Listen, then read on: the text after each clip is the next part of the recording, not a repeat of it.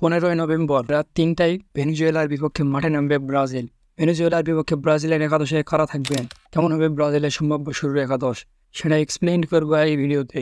Main video শুরু করার আগে ভিডিওতে একটি লাইক করেন, চ্যানেলে নতুন হলে সাবস্ক্রাইব করবেন এবং ফেসবুক থেকে ভিডিওটি দেখলে পেজটি ফলো করবেন। ভেনেজুয়েলার বিপক্ষে শুরুর একাদশের গোলকিপার পজিশনে থাকবে অ্যাডারসন মোরেস। ডিফেন্স লাইনে সেন্টার ব্যাক পজিশনে থাকবে গাব্রিয়েল মাগালহায়েস ও মার্কুইনহাউস। লেফট ব্যাক ও রাইট ব্যাক পজিশনে থাকবে ভ্যান্ডারসন ও আবনার। গোলকিপার পজিশনে এবং ডিফেন্স লাইন নিয়ে আমার কোনো কমপ্লেন নেই। স্কোয়াডের সেরা ডিফেন্সরাই থাকছে ভেনেজুয়েলার বিপক্ষে শুরু একাদশে। এরপর মিডফিল্ডার পজিশনে শুরু একাদশে থাকবে ব্রুনো গিমারায়েস, গারসন ও অ্যাটাকিং মিডফিল্ডার পজিশনে থাকবে রাফিনহা।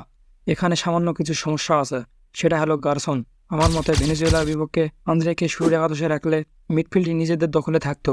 লেফট উইঙ্গার পজিশনে শুরু একাদশে থাকবে ভিনিসিয়াস জুনিয়র এবং রাইট উইঙ্গার পজিশনে শুরু একাদশে থাকবে সাবিনহো। আমার মতে লেফট উইঙ্গার পজিশনে মার্তিনেলিকে সুযোগ দেওয়া উচিত। সে ফার্স্ট হাফ এবং ফুল টাইম দুইটাই ডিজার্ভ করে। আর রাইট উইঙ্গার পজিশনে সাবিনহোকে নিয়ে কোনো সমস্যা হওয়ার কথা না, যেহেতু ব্রাজিল স্কোয়াডে মাত্র একজন নাম্বার 9 আছে, আর সেটা হলো ইগোর জেসুস। ভেনেজুয়েলার বিপক্ষে শুরুর একাদশে নাম্বার 9 পজিশনে থাকবে ইগোর জেসুস।